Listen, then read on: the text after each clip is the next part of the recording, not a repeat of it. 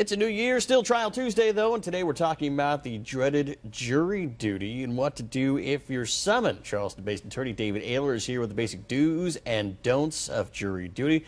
Counselor, welcome back to the show. Hope you had a wonderful holiday. I did. I'm glad to be back. Good, good, good. Let's talk about jury duty. You know, everybody's up for it. You got to do it at some point or another, but you say you get plenty of calls every month about people trying to get out of it. Trying to figure out ways that they don't have to appear, which is not very easy to do.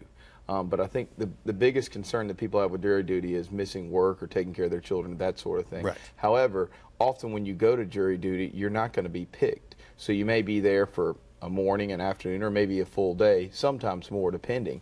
But I think a lot of times people just think, oh, if I show up, then that means I'm going to be on some sort of long trial, that sort of thing. I have all these other concerns, and it doesn't work exactly that way. Well, how does it work? Because I know in South Carolina, it's pretty much a week-long process. That's different in other states that I was not aware of when I moved to South Carolina. Right. Well, there's a few different types, depending on what type of court you're in, whether it be municipal, magistrate level, you're looking at probably one-day trials, but you would be on call all week. And then when you get into the Court of Common Pleas, which is your civil court, or of course your criminal court, general sessions, you are on call all week. However, depending on what trials are taken to court that week, it would depend on whether or not you got called back. A lot of times you just have to stay on call per se, like call in, you know, a certain phone number each day and gather information after the first jury's been picked. Yeah, now as a lawyer, I'm sure that you've picked juries before and sat in on that process. What exactly is an attorney looking for, and what is the opposing attorney looking for to make you stricken from that jury? Well, it's a very interesting question because there's literally been studies done and people paid and make a lot of money looking at juries.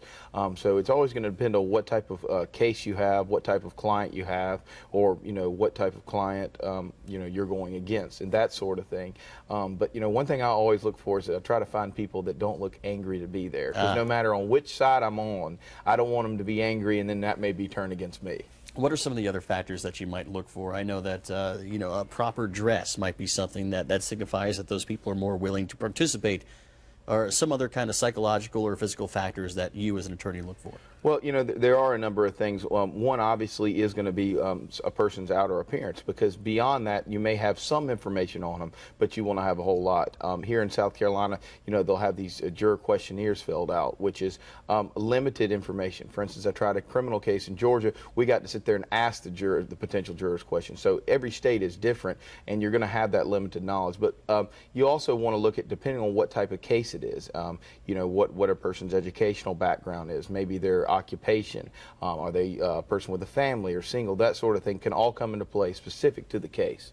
And you do get paid for jury duty. That's something that people may not know as well, but you will get paid for your time if you have to miss work. Yeah, you do. Unfortunately, the amount of money that you get paid, I'm not saying it's a great wage, but right. you will get compensated for your time. And you do, of course, have the excuse for work. And there are a number of factors that come in on the initial day of jury duty, and this is what people usually get confused about. They try not to come because they have, let's say, a young child, a 3-year-old child at home. Well, actually, when you get there, the judge will ask several questions to qualify the jury, and one of those would be that type of question, and you would be excused for that reason. What are some of the wildest excuses that people call you with to try and get out of it? I had a lady call one time. She had a hair appointment that she'd waited on for almost 2 months, and there was no way she could get it canceled. That was probably by far the best. But you see everything from, you know, we're going on a cruise ship, we have a vacation plan, that sort of thing. But usually you're going to get those notices ahead of time, and the first thing you can do is contact that specific clerk of court's office.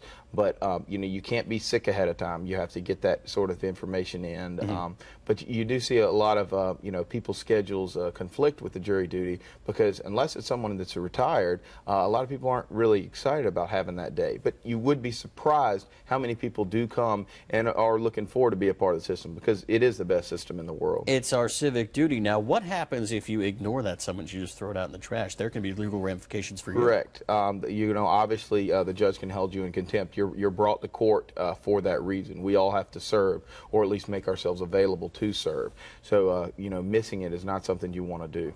All right, David Aylor, thank you so much for your time, sir. Thanks for having me. We appreciate it. Stay tuned. More Lowcountry Live coming up right after the break.